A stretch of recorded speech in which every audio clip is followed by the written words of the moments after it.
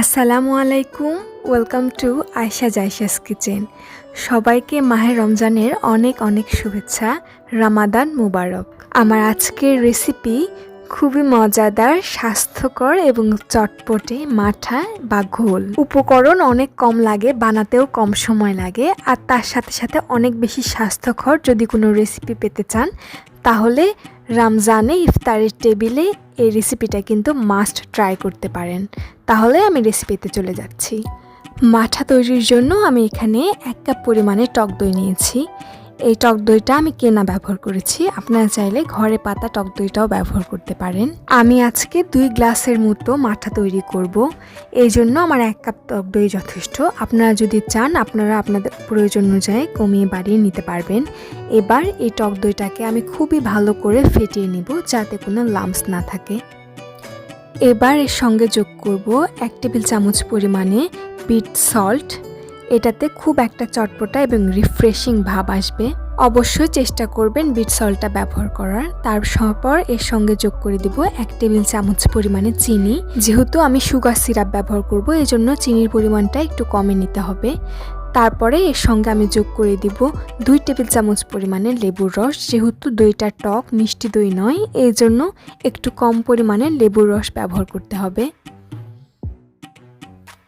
এবার এই সবগুলো উপাদান একটি হ্যান্ড উইস্কের সাহায্যে খুব ভালোভাবে মিশিয়ে নেব যাতে এখানেও কোনো লাম্পস না থাকে।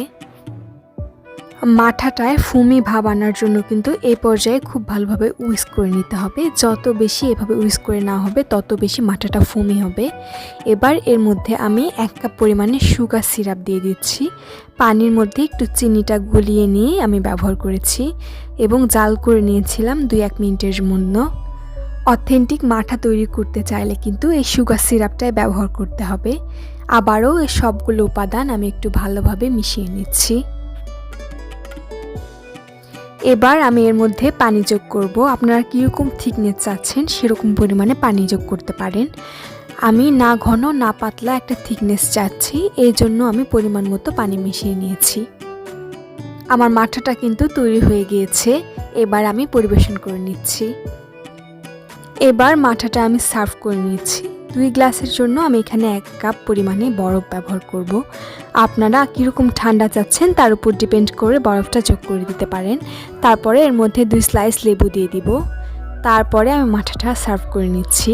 1 কাপ পরিমাণ দই দিয়ে কিন্তু আমার এখানে 2 গ্লাস পরিমাণে মাঠা তৈরি হয়েছে। আপনারা চাইলে মাঠাটা তৈরি করে ফ্রিজেও রাখতে পারেন বোতলে ভরে।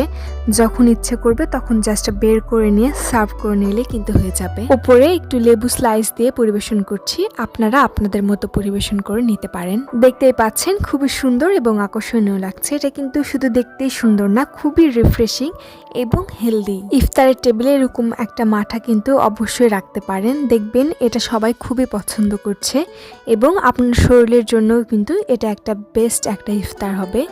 তো আশা করছি আমার আজকের রেসিপি আপনাদের ভালো লাগবে। ভালো লাগলে প্লিজ একটা লাইক, শেয়ার, কমেন্ট এবং সাবস্ক্রাইব করবেন।